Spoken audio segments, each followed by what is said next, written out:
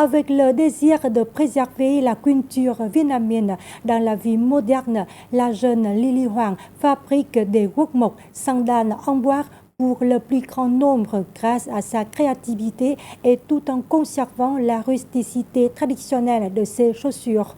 L'utilisation de matériaux recyclés pour fabriquer ce genre de chaussures est un bon moyen de réduire les déchets dans l'environnement. Lily Hoàng et ses amis mènent actuellement un projet pour faire revivre la guốc mộc dans l'espoir de préserver sa beauté culturelle et d'encourager les gens à utiliser des matériaux recyclés. Reportage.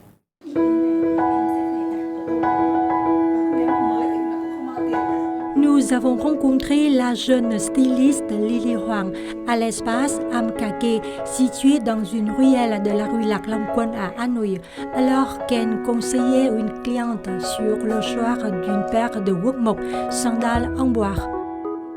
Née en 1991, Hoàng Huệ, surnommée Lily Hoàng, a obtenu un diplôme universitaire de spécialisation en langue étrangère, sans jamais étudier la mode ou l'art. Mais sa passion l'a conduite à choisir la mode pour se lancer dans l'entrepreneuriat. En mars 2021, Lily Hoàng a commencé à mettre en œuvre le projet I'm Reborn, Je renais, avec le désir de diffuser un message de protection de l'environnement dans la mode. Au départ, ses collègues et elle upcyclent de vieux vêtements, tissus, couvertures, etc., en robes et accessoires de mode. Lors d'une visite à la boutique de Lily Hoàng, une cliente a remarqué les áo dài, tuniques traditionnelles vietnamiennes, confectionnées à partir de vieux tissus, et a proposé de lui montrer comment combiner ces tenues avec des sandales en bois. De là est née l'idée de faire revivre les guốc mộc. Lily Hoàng a alors commencé son voyage pour apprendre et faire renaître les sandales traditionnelles en bois.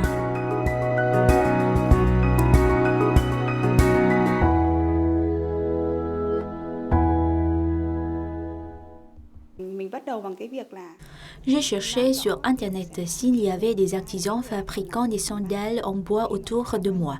J'ai eu la chance de trouver des informations sur Trương Công Đức, le dernier artisan de la fabrication de guốc mộc du village de Yên Xá. J'ai essayé par tous les moyens de rencontrer directement cet artisan et j'ai découvert que sa famille fabrique des sandales en bois depuis 3e génération. Depuis, il est mon compagnon dans le parcours de régénération de ses sabots. Pour réaliser une paire de sandales en bois, il y a 2 étapes principales, la fabrication de la semelle et la réalisation des lanières. La semelle peut être fabriquée à partir de n'importe quel type de bois, mais il est généralement en bois de lilas du Japon, de jarretier ou en faux bois de rose. Pour l'étape de production de semelles de différentes formes et tailles, Lily Hoàng a reçu l'aide de l'artisan Trương Công Đức.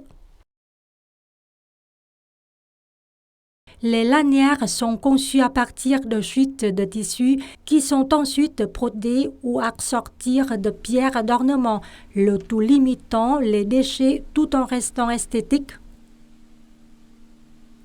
Les guốc mộc traditionnels émettent du bruit en tapant sur le sol. Pour le limiter et éviter que les sandales ne glissent, j'ai ajouté une sorte de tampon en caoutchouc sous la semelle. De plus, j'ai fait des recherches pour créer une semelle plus légère et plus mobile, ainsi que des lanières flexibles sur une base de sandales. Les lanières peuvent être retirées et remplacées à l'envie en s'adaptant à chaque situation et tenue. Une autre problématique était que, d'une sandale préfabriquée à l'autre, la chaussure peut être plus ou moins lâche ou serrée. J'ai donc conçu des lanières flexibles afin que le porteur puisse les ajuster lui-même, sans avoir à les renvoyer à la boutique pour ajustement. Lily Huang essaie toujours d'apporter une touche traditionnelle à ses sandales en bois. Par exemple, des paysages typiques des villages du Nord, des fleurs, des estampes populaires de Đông Hồ et de Hàng Chống. Selon la période de l'année, les clients apprécieront différents thèmes. En fin d'année, ils plébiscitent souvent le thème des peintures folkloriques, alors qu'en début de l'année, les fleurs printanières auront leur faveur. Les workbooks du projet I'm Reborn, Je renais, ont la chance d'avoir progressivement attiré l'attention de nombreuses personnes qui ne les utilisent pas seulement pendant les ou le Tết, mais aussi toute l'année. En outre, la jeune femme a également introduit les sabots comme accessoires au pied des mannequins défilant sur les podiums.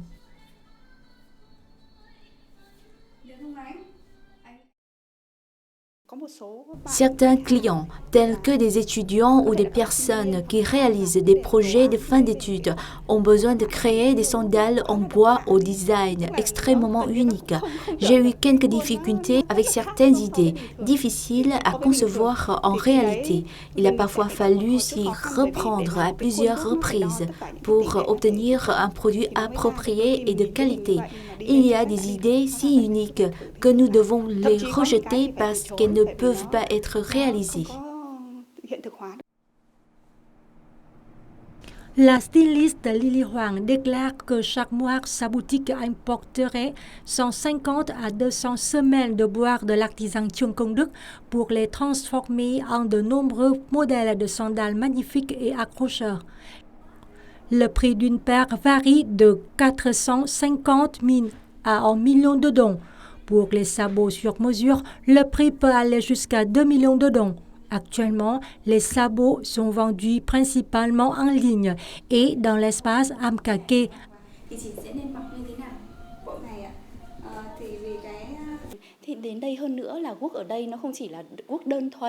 Les workbooks ici combinent des éléments modernes et traditionnels adaptés à de nombreuses tenues modernes comme la robe que je porte aujourd'hui.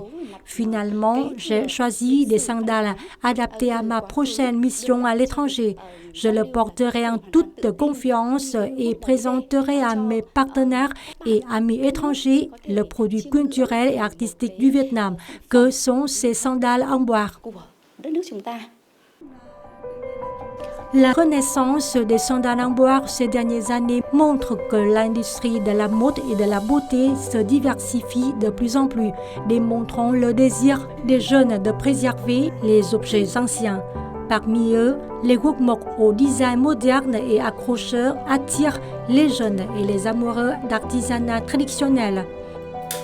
Il semble que grâce aux mains habiles et à l'amour de la culture traditionnelle de la styliste Lily Huang, les sandales en bois reviennent du passé et adoptent un style plus moderne pour continuer d'exister année après année.